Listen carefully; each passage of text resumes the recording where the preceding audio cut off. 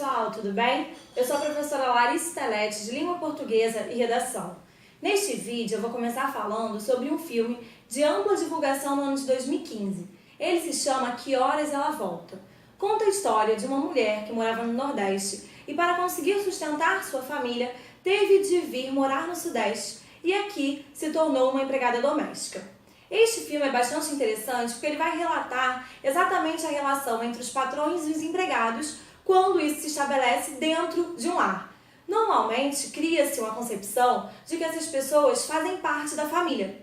No entanto, elas são limitadas de vários afazeres dentro da casa. Por exemplo, embora haja esse ideal de pertencimento familiar, eles não podem se sentar na mesma mesa que os patrões, não podem usar a piscina, fazer todas as práticas de lazer que a casa envolve. Assim, existe aí uma relação de muita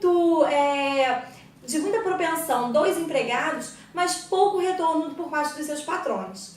E esse cenário todo vai ter um desequilíbrio no momento em que sua filha, a filha dessa empregada, pede para vir morar com ela, também onde ela mora com os pais, com os patrões, perdão. No entanto, essa menina, muito influenciada por um professor de história, que demonstra críticas à sociedade, começa a não aceitar as determinações dos patrões e aguçar na mãe a vontade de se rebelar contra esse sistema. Esse filme é bastante interessante porque ele vai mostrar para nós uma abordagem muito recorrente na nossa sociedade de um modo geral. As pessoas criam uma noção de que os empregados domésticos praticam afazeres informais, ou seja, são aqueles trabalhos estabelecidos por uma relação de acordo entre patrão e empregado, mas que não é regido por um aporte legal, ou seja, não existe uma relação contratual estabelecida. Desse modo, é muito propensa a ideia de que alguns patrões vão abusar do seu poder como forma de manter os seus empregados ali trabalhando. Afinal de contas, nós sabemos que a maior parte dessas pessoas que trabalham no lar de outros é ocupado por pessoas de classe baixa. Ou seja, elas vão acabar se submetendo a esse sistema a fim de conseguirem manter o dinheiro, o salário, que é uma forma de se sustentarem. E muitos, inclusive, vão se manter como forma de ter moradia, tendo em vista que vão, de fato, morar na casa de seus próprios patrões.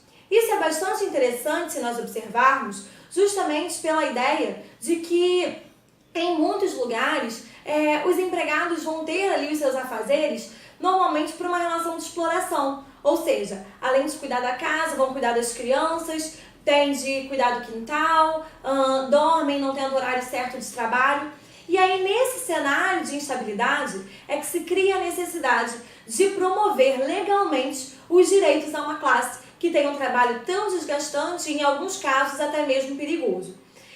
Nesse sentido, cria-se uma proposta de emenda constitucional de ampla divulgação nos últimos anos e muita discussão que vai gerar aí várias polêmicas e pessoas demonstrando posicionamentos fortes, tanto contra quanto a favor, mas que tenta assegurar direitos a essa classe. Pensando numa proposta como a da banca do Enem, é indispensável que vocês levem em consideração que é importante sim assegurar direitos legalmente falando para uma classe como essa. E uma classe que vai ser determinada por uma relação minoritária, ou seja, além dos empregados domésticos normalmente serem as pessoas mais pobres da nossa sociedade, alguns dados vão revelar outras aparições. Por exemplo, de acordo com o IPEA, 90% dessas pessoas são mulheres, ou seja, a mulher já é uma classe que vai demarcar uma minoria social, e a maior parte delas, mulheres negras. Então, nós estamos aí diante de 3 minorias qualitativas, mulheres, negros e pobres, certo? O que demonstra ainda mais, potencializa a necessidade de um amparo judicial. Elementos externos vocês podem trazer para fundamentar esse embasamento argumentativo. Em primeiro lugar, eu já comecei o vídeo com vocês falando sobre uma alusão cultural em relação ao filme, que vai cenarizar, na verdade, uma forte representação da nossa própria sociedade e como ela vê esse trabalho.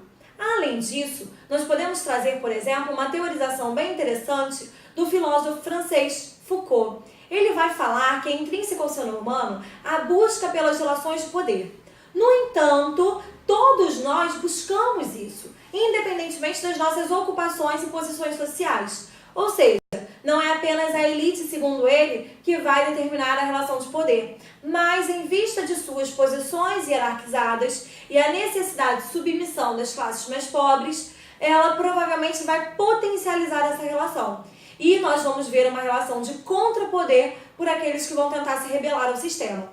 O problema é que muitas vezes, dominados por relações discursivas ou por impulsionamentos sociais, essas classes desfavorecidas vão ter medo de realmente terem essa relação do contrapoder e vão aceitar a situação de oprimido. E é justamente nesse cenário que vocês podem trazer uma relação com o fato de que muitas empregadas domésticas não se rebelam contra os seus direitos, em relação aos seus direitos, justamente por um medo de perderem suas garantias, de perderem os seus salários, certo? Tendo em vista que hoje nós estamos em um cenário que conseguir empregos, por exemplo, é algo muito difícil.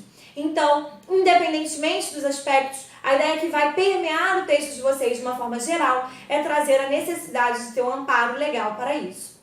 Por outro lado, nós podemos tematizar um ponto negativo, que seria a tentativa de ampliar os trabalhos informais. Ou seja, muitas pessoas vão agora optar, devido ao alto custo de conseguir manter o empregado doméstico, por trabalhos informais, como o uso de diaristas e faxineiros. Alguns, inclusive, vão preferir fazer uso de 2 diaristas, 2 faxineiros, para não ter de arcar, de fato, com o custo de um vínculo empregatício. Então, aí nós temos um problema, tendo em vista que o trabalho informal ele não vai ser amparado por acordos, por contratos, de fato, legalmente estabelecidos. Também dando uma descredibilização da classe, além de aumentar o índice de desemprego.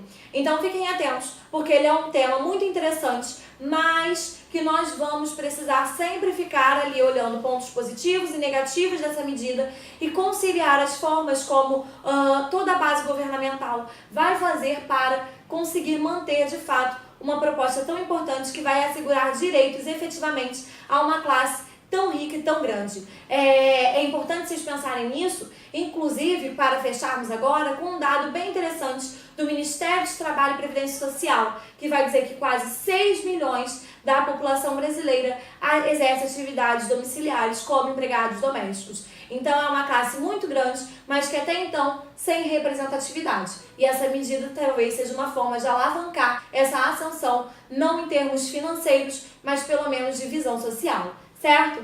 Queridos, espero que vocês tenham entendido o tema. Agora observem as redações que eu fiz para vocês, leiam atentamente as propostas, os temas da coletânea e façam a redação. Certo? Beijos e até a próxima!